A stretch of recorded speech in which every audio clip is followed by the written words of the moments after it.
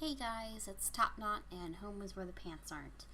And let me apologize for a few things here up front at the beginning of the video. I apologize for any background noise you might be hearing and for the channel having gone quiet for so long.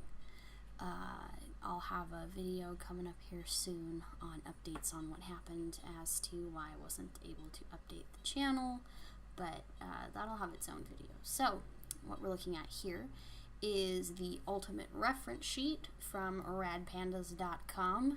I'm not going to try and pronounce the person's username. You can see it down there on the bottom left below the deer's feet. What I'm doing here is, and what I've been working on during my absence, is a lot of world building stuff for my anthropomorphic characters and their world, Knights of Nod. This is me working on a reference sheet for my character Garish, who is a made-up species, and so I had to combine a couple of different creatures, and here you can see me going through all of the folders and every little option, all the different feet, all the different eyes and noses and snouts and ears and whatnot, and deleting the redundant files and erasing the guidelines that I didn't need.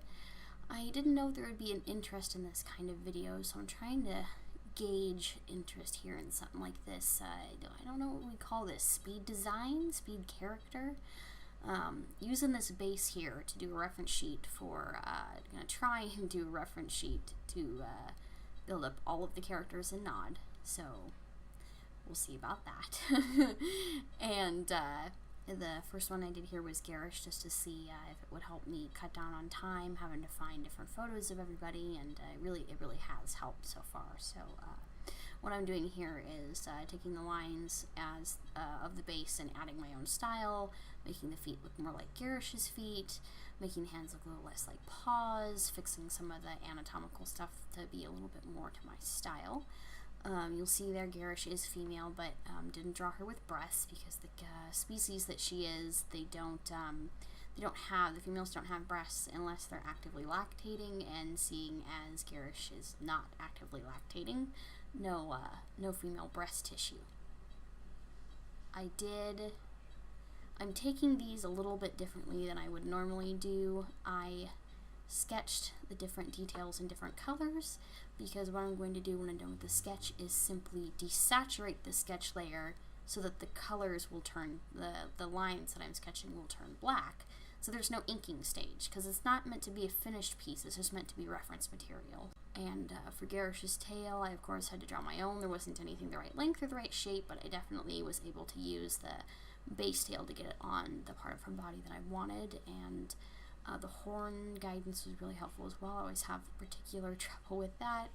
And her third horn there in the middle of her eyes, you'll see when I do, yeah, right there. This is what gave me the most trouble with that sheet, was trying to figure out where to put that horn. So the reference sheet they're really great. They're not going to be very much my style because I am incorporating my own style, but I am, of course, drawing over someone else's lines and altering those, so their style is going to be pretty inherent in that. And this reference sheet is free to use. I will put a link to it down in the description. All you have to do is click on it and download it, and you can open it in, I know you can open it in Manga Studio and Easy Paint Tool Sci. I don't know if you can, and Photoshop. I'd imagine that means you can open it in GIMP, so you can probably open it in any multi-layer program that you need, but it says right on the sheet not to try and open it in Paint, so don't do that. They've got all different kinds of, pretty much every kind of creature you want, wings, markings, digigrade, plantigrade, different expressions, all those sorts of things. There's a big gap in the video here, and I'm not really sure why, but oh, there we go. Now we're back to drawing the horn. I think that was me clicking around trying to find a reference to a similar shaped horn and not being able to find one, so did the best I could. So start adding the last details of the sketch here before I desaturate the layer, just checking to make sure everything's lined up the way that it should be, adding Garish's last little details, her industrial piercings and the hatch markings on her horns, and you can see flashing up there her old reference sheet that I've had for years that I was badly in need of updating, and what inspired me to do this project. So you can see there I've desaturated the layer, and the video is going to go a little bit faster because it's just, at this point it's mostly just coloring, and it's flat coloring, you know, reference sheet stuff, so nothing too fascinating there. I wonder how much I want to say about Garish. I mean, are you interested in finding out about her? Does she look like an interesting person? Those arrow markings there on the back of her ears, her mane, her striped mane just kept going down her back. I ended up doing a stylistic choice here. She's always had pink hair. That's where the nickname came from, Garish. But I changed her eye color.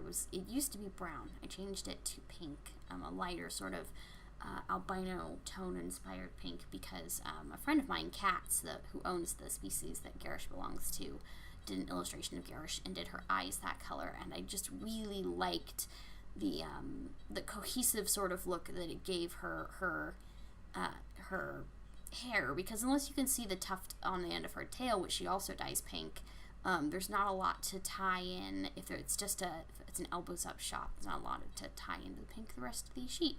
And you can see her little hair wraps there, and that's the finished product. So I hope you enjoyed it. If you guys want to see more like this, let me know, comment down below. And thank you so much for watching. I'm going to end the video here because I don't have a cool catchphrase. Bye!